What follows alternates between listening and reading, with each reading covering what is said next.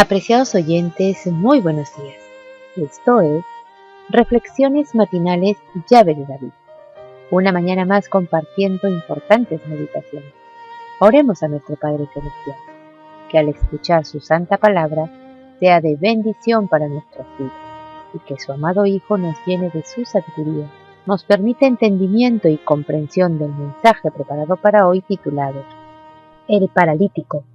El texto bíblico lo encontramos en Lucas 5:20 que dice: Al ver él la fe de ellos, le dijo: Hombre, tus pecados te son perdonados. Muchos de los que acudían a Yahshua en busca de un milagro a su enfermedad, muchos se curaban de su enfermedad espiritual, a la par que de sus males físicos. Entre tales personas se hallaba el paralítico de Capernaum. Como el leproso, este paralítico había perdido toda esperanza de restablecimiento. Su dolencia era resultado de una vida pecaminosa, y el remordimiento amargaba su padecer. En vano había acudido a los fariseos y a los médicos en busca de alivio. Le habían declarado incurable, y condenándole por pecador, habían afirmado que moriría bajo la ira de Dios. El paralítico había caído en la desesperación, pero después oyó hablar de las obras del Hijo del Altísimo. Otros, tan pecadores y desamparados como él, habían sido curados, y él se sintió alentado a creer que también podría ser curado si conseguía que le llevaran al Salvador. Decayó su esperanza al recordar la causa de su enfermedad, y sin embargo, no podía renunciar a la posibilidad de sanar. Obtener alivio de su carga de pecado era su gran deseo. Anhelaba ver al Mesías y recibir de él la seguridad del perdón y la paz con el cielo. Después estaría contento de vivir o morir, según la voluntad de Yahweh. No había tiempo que perder, pues ya su carne demacrada presentaba síntomas de muerte.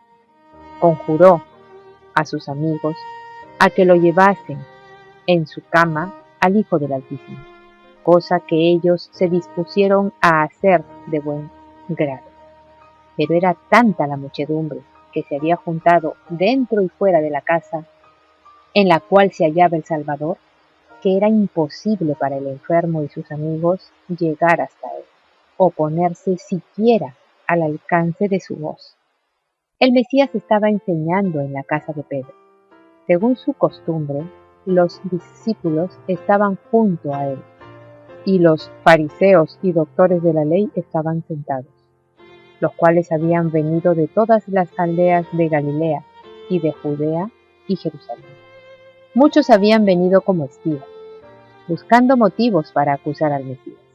Más allá se apiñaba la promiscua multitud de los interesados, los curiosos, los respetuosos y los incrédulos. Estaban representadas varias nacionalidades y todas las clases de la sociedad, y la virtud del Eterno estaba allí para sanarlos. El Espíritu de vida, el Mesías mismo, estaba entre ellos y se cernía sobre la asamblea. Pero ni los fariseos ni los doctores discernían su presencia. No sentían necesidad alguna, y la curación no era para ellos. A los hambrientos hinchió de bienes, y a los ricos envió vacíos. Una y otra vez los que llevaban al paralítico procuraron abrirse paso por entre la muchedumbre, pero en vano. El enfermo miraba en torno suyo con angustia indecible. ¿Cómo podía abandonar toda esperanza cuando el tan anhelado auxilio estaba ya tan cerca? Por indicación suya, sus amigos lo subieron al tejado de la casa, y haciendo un boquete en él, le bajaron hasta los pies del Hijo del Altísimo. El discurso quedó interrumpido. El Salvador miró el rostro entristecido del enfermo y vio sus ojos implorantes fijos en él. Bien conocía el deseo de aquella alma agobiada. Era el Hijo del Altísimo el que había llevado la convicción a la conciencia del enfermo, cuando estaba aún en casa. Cuando se arrepintió de sus pecados y creyó en el poder del Hijo del Altísimo para sanarle, la misericordia del Salvador bendijo su corazón. El Redentor y Salvador había visto el primer rayo de fe convertirse en la convicción de que Él era el único auxiliador del pecador, y había visto crecer esa convicción con cada esfuerzo del paralítico por llegar a su presencia.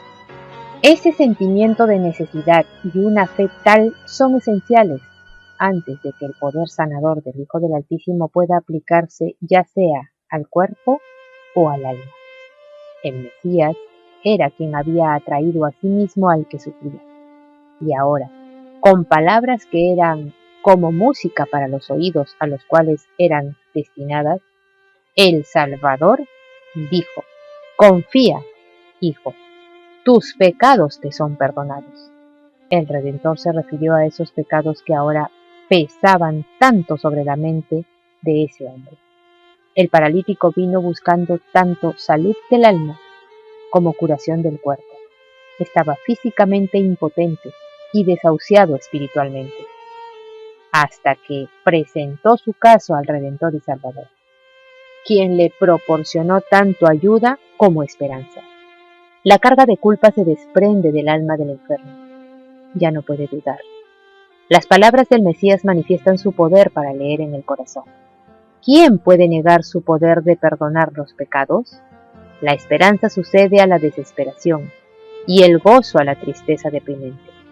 Ya desapareció el dolor físico y todo el ser del enfermo está transformado. Sin pedir más, reposa silencioso y tranquilo, demasiado feliz para hablar. Muchos observaban suspensos tan extraño suceso y se daban cuenta de que las palabras del Mesías eran una invitación que les dirigía. ¿No estaban ellos también enfermos del alma por causa del pecado? ¿No ansiaban ellos también verse libres de su carga? Pero los fariseos, temerosos de perder la influencia que ejercían sobre la muchedumbre, decían en su corazón: blasfemias, dice. ¿Quién puede perdonar pecados sino solo Dios? Fijando en ellos su mirada, bajo la cual se sentían acobardados y retrocedían, el único Salvador dijo: ¿por qué pensáis mal en vuestros corazones? Porque, ¿qué es más fácil? ¿Decir, los pecados te son perdonados, o decir, levántate y anda?